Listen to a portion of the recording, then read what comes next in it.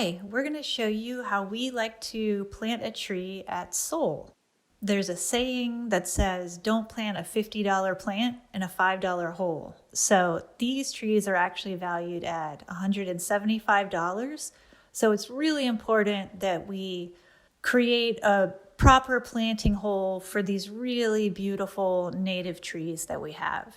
The white X is your planting location. The first thing that we need to do is outline the hole that we're going to dig for the tree. The hole should be 2 times as wide as the root ball of the tree. So we'll take the handle of the shovel and measure the top of the pot twice. This tells us how wide we want our planting hole to be. Lay the shovel down and mark the width of your hole according to the width you determined with the shovel handle. And we will just move in a circle with our shovel outlining the hole.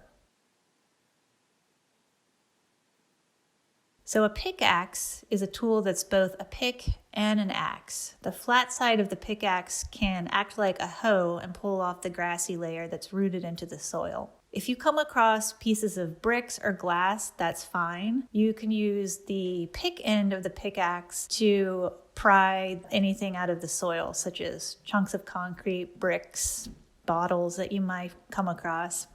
Now grab your pointed shovel and remove the soil. Try to put all the soil in one place. Please do not put the soil in the street. You may need to alternate between a pickaxe and a shovel back and forth while you're digging your hole. The tree has been living in a pot for about 3 years, so it will need a little help getting out.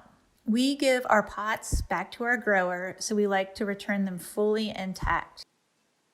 Simply lay the tree on its side and press on the side with your feet or hands. You may need to stomp on it a little. Then, often you need one person to hold the pot and another person to pull on the trunk, and the tree will pop right out. Now you need to massage the roots. This sounds funny, but it is incredibly important. This is one of the most important things you need to do to make sure that a tree gets properly established after being planted. By loosening the roots, you're telling the root ball that it's out of the pot. Otherwise, the roots will just keep growing in a circle, and it's called root wrap, and it will dramatically shorten the tree's lifespan. So just get your fingers in there and really give it a massage. Loosen the roots. Some of the roots will break, and that's okay. If the roots are wrapped really tightly, you may need to get a box cutter or a knife and just slice the roots. Just think of the tree roots as being blind. You have to physically tell them that they need to grow out in the hole rather than in a circle. Notice that the top of the root ball is just about a ½ inch above the ground around it. This is correct. We don't want it any higher or any lower. This is incredibly important. If the tree is planted too low in the ground, it will essentially drown when it rains. If the tree is planted too high, the tree can die from its roots drying out. A tree that's planted too high will also be prone to being blown over in a windstorm. A good way to check that the tree is at the right height is to lay a shovel or a rake on top of the root ball and make sure that you really are at about a ½ inch above the ground around it.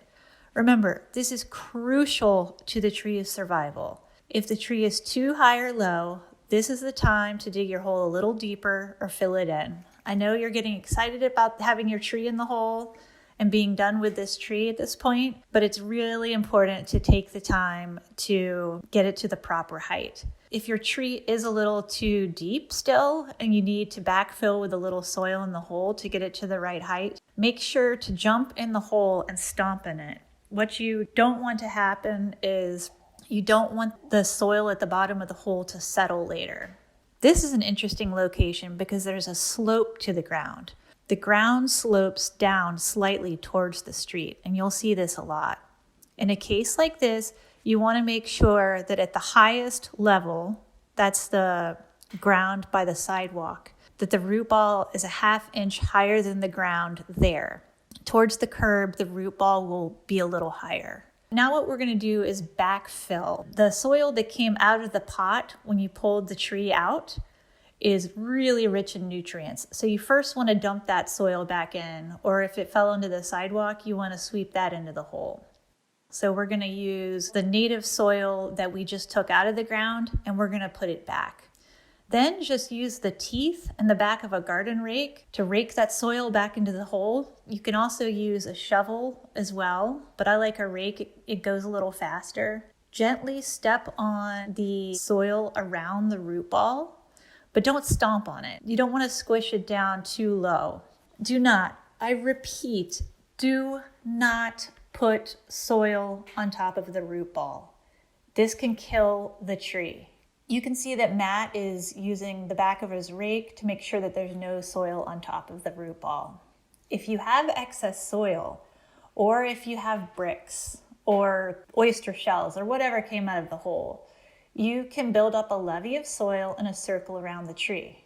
Once again, not putting any soil on the root ball. Some people have made designs with bricks or rocks or whatnot and made nice circles. In this case, there are holes all over the place on the ground, so we're using the excess soil to fill in holes. We do not have a place to dispose of rocks, bricks, or additional soil. So please do not bring any of this back to the base camp when you're done planting. You have to either use the soil by filling in holes or make a levee. Last but not least, we want to make sure that our tree is protected. So we're going to put an arbor guard around the base of the trunk. This will protect it when weed whackers or weed eaters are being used. The bark of a tree is very similar to our skin. If we were hit by the string of a weed whacker, it would make a cut and there's the possibility of an infection. With a tree, this is where pests and disease enter the tree. Termites and tree diseases that can ultimately kill a tree. So we're just taking the very simple precaution of putting an arbor guard at the base of the tree. Sol also waters a lot of its trees, and the trees in this video are ones that we're watering for 1 year. And so we put a water bag on the tree. And so then when we come back, it's really easy for us to water the tree. And you just simply wrap the bag around the base of the tree and zip it up. At the end of the day, we want the only sign that we've been there is a new tree. We don't want to leave any soil on the sidewalk. We don't want to leave a mess. Just imagine if somebody planted a tree at your house. You would want it to look nice. So let's leave it better than we found it, and let's make sure to sweep the sidewalk and rake the grass so that it looks really nice.